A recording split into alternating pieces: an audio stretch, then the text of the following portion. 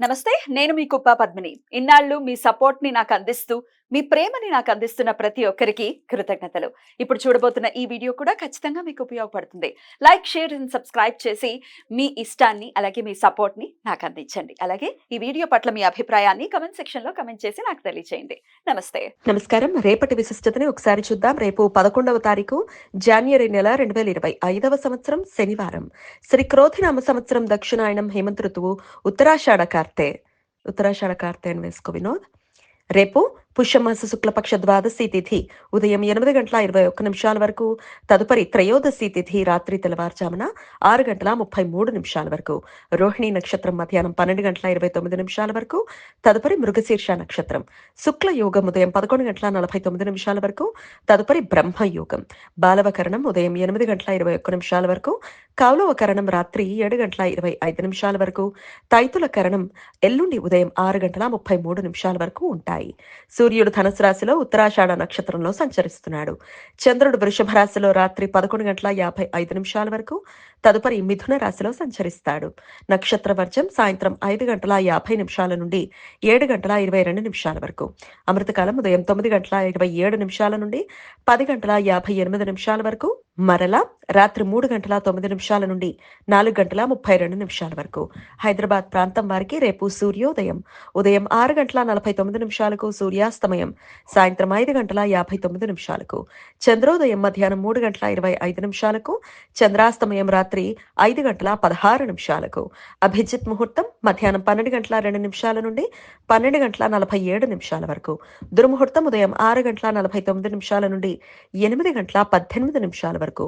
రాహుకాలం ఉదయం 9:37 నుండి 11 గంటల వరకు. గుళిక కాలం ఉదయం 6:49 నుండి 8:13 వరకు. యమగండం మధ్యాహ్నం 1:48 నుండి 3:12 వరకు. ఇవాళ ఏకాదశి ఉపవాసం ఉన్న వారికి రేపు పారణ సమయం సూర్యోదయం నుండి ఉదయం 8:21 వరకు ఉంటుంది. రేపు త్రయోదశి తిథి ప్రదోష సమయంలో వ్యాప్తి ఉండటం వలన రేపు ప్రదోష వ్రతం. శివుని అనుగ్రహం కోసం భక్తులు ప్రదోష సమయంలో దీపారాధన చేసి శివునికి రుద్రాభిషేకం ఆచరించి రుద్ర కవచం పారాయణం చేస్తారు.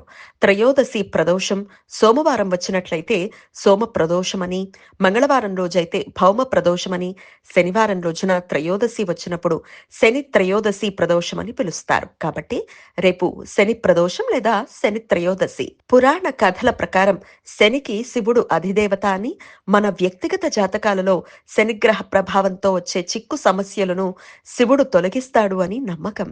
వ్యక్తిగత జాతకాలలో ఏలినాటి శని, అష్టమ శని సంచారం జరుగుతున్న వారు రేపు శనికి తైలాభిషేకం చేసి ప్రదోష సమయంలో శివునికి రుద్రాభిషేకం చేయటం వలన శని గోచార సంచార దోషాలు నివృత్తి అవుతాయని నమ్మకం. శనివారం రోహిణి నక్షత్ర కలయిక ఉండటం చేత సర్వార్థ సిద్ధి యోగం, అమృత సిద్ధి యోగాలు రేపు సూర్యోదయం నుండి మధ్యాహ్నం 12:29 వరకు ఉంటాయి.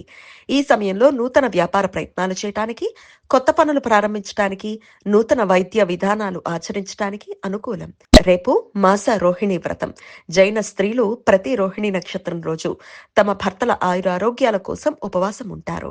రవి పంచ సప్త శలాక వేధ రేపు రాత్రి తెల్లవారుజామున 5:39 నుండి ఎల్లుండి ఉదయం 11:24 మధ్య కాలంలో ఏర్పడుతుంది.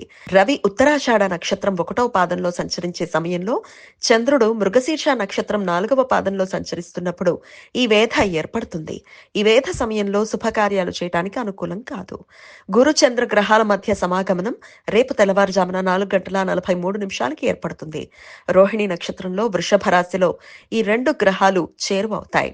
చంద్రగ్రహం ఉత్తర ఆరోహణ క్రమంలో 5:25 కోణ స్థితిలో గురుగ్రహానికి ఉత్తర దిశలో చేరువవుతుంది. ఈ 2 గ్రహాలు మన కంటికి రేపు సాయంత్రం 6:13 42 తూర్పు ఆకాశంలో కనిపించడం ప్రారంభమయ్యి రాత్రి 9:32 85 ఉత్తర ఆకాశంలో ఉచ్చ స్థితిని చేరుకుని రాత్రి 3:25 7 పశ్చిమ ఆకాశంలో కనుమరుగు అవుతాయి. ఈ సమాచారాన్ని మనకందించిన వారు మేడికొండూరు విశ్వనాథ్ ప్రసాద్ గారు. ఆయనకు కృతజ్ఞతలు తెలియజేస్తూ నారాయణ స్మరణతో సమస్త సన్మంగళాని భవంతు. నమస్కారం.